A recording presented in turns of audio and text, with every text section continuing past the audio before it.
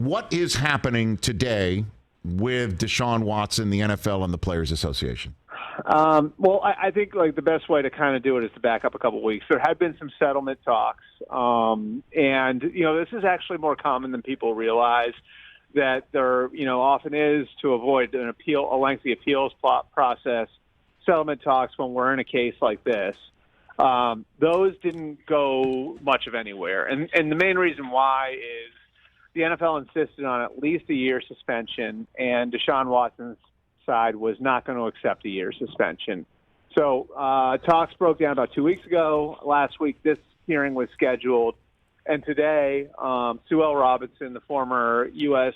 District, was jointly appointed by the NFL and NFLPA, is going to hear cases from the NFL, the NFLPA, and then Watson's side. And after that, I think you guys have probably been over this process enough the last few weeks that she's going to make a recommendation on penalty, and then it'll go to either the commissioner or his designee. If there's no penalty, it's over.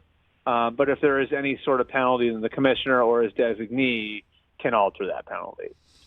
So why would there be three sides in the room?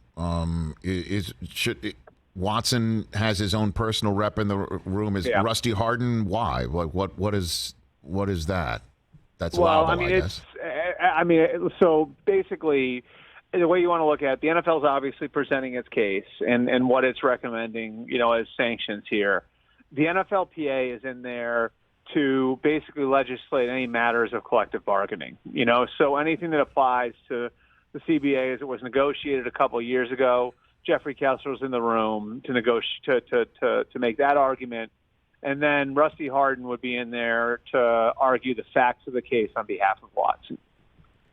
And Jeffrey Kessler is representing the Players Association. I guess he's the Billy Zabka to the NFL's Ralph Macchio, right? Pretty much, to use that, right. I guess that analogy for those. Yeah. I would say so. Yeah, I mean he's been a thorn in the league side for a long, long time. Well, he's the guy. He's the guy that the NFL wanted to have kicked out of the collective bargaining agreement and conversations in 2011 when I lost all my hair on the Total Access set and you were standing on a street corner in Washington D.C. like you were a lamppost. So that's right. Right? Yeah. Pretty much. Yeah, that's right. Yeah, and he was the one who. The league has often kind of positioned him as being a divisive force in these things, which is why they tried to remove him from the process. But to their credit, the union does feel like having somebody like that is important, and there's a reason why Kessler is paid very handsomely for what he does. There's a reason why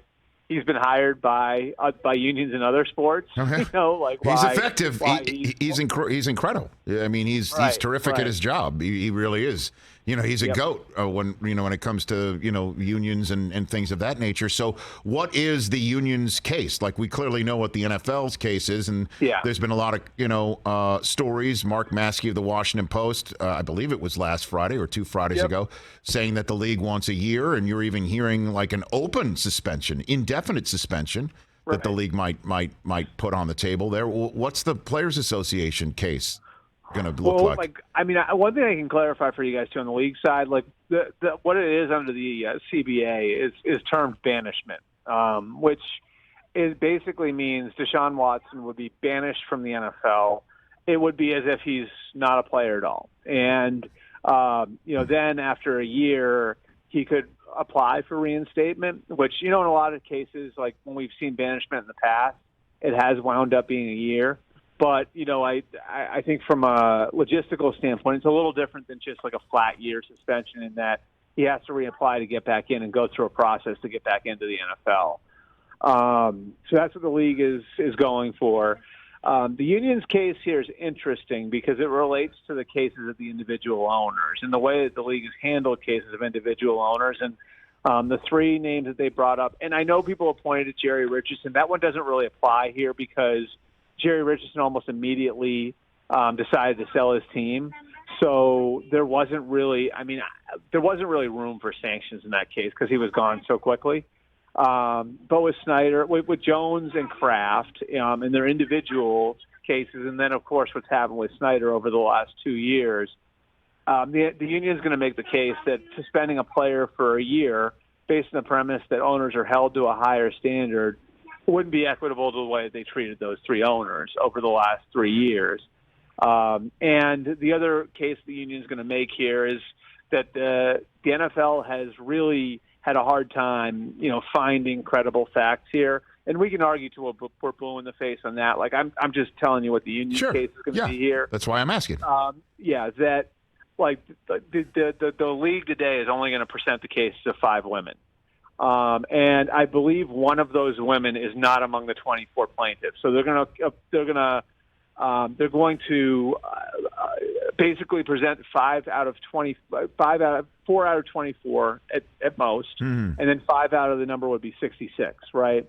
So the union's argument is going to be, why were you only able to present the cases of 5 women if there are supposedly 66 out there? And if I'm the league, I'd respond, you want to sit here all day? Because we can. Yeah. You know what I mean? I'm not arguing their case. I'm just telling you what their case is going to be. You're right. Exactly. And if I'm the Players Association, I mean, that is an interesting point that, other owners have been accused of misconduct and they didn't have to sit out a year, although you can go back and forth about whether Watson's misconduct is the same as the misconduct that has been alleged of the owners in this case. I mean, right. So what happens when it's all placed in front of the independent investigator or judge, and when does she rule? Like what happens next after today? Well, she could rule. I guess I don't know if the wording would be quite the same from the bench.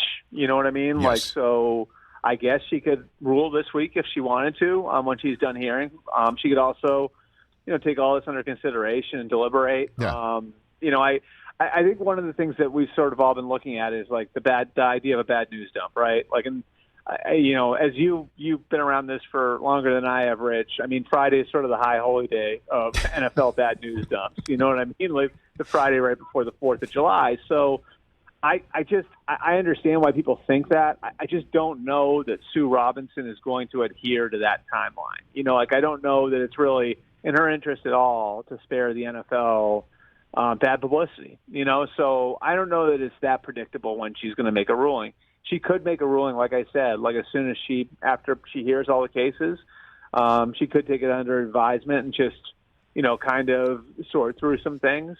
And then, when she makes a ruling, she'll recommend it to the commissioner, and the commissioner then, which is the really interesting part about this, the commissioner could, if he wanted to, just decide that he wants to do what the league wanted to do all along and alter her punishment. The only way he can alter the punishment is if there's no punishment. I don't think any of us expect that, So in all likelihood, Robinson's going to hand her recommendation over to the commissioner, and then the commissioner is going to have to make a decision on what to do with it, or hand it over to his designee, which would be somebody he would appoint to make that decision for the league instead of him. And so he can up the penalty to whatever the league wants to do anyway, right? I mean, right. So although, is this the first time this has happened? I mean, did Calvin Ridley go through this process as well for his year-long suspension for his gambling mishaps and misdeeds? Yeah, I think, and I you know what? That's a good example that I hadn't thought of, so I haven't dug into it. Sure. But it does seem to me like that happened so fast that maybe there was a settlement in that case. Right. So, because generally, if these things drag out and you don't hear about a penalty for a while, in a lot of cases, like that's because there was a settlement. If it does drag out forever, then that means in a lot of cases all the appeals have been heard and the process has been gone through. So it is certainly the highest profile since the 2020 CBA went into effect. I'm not sure that it's the first.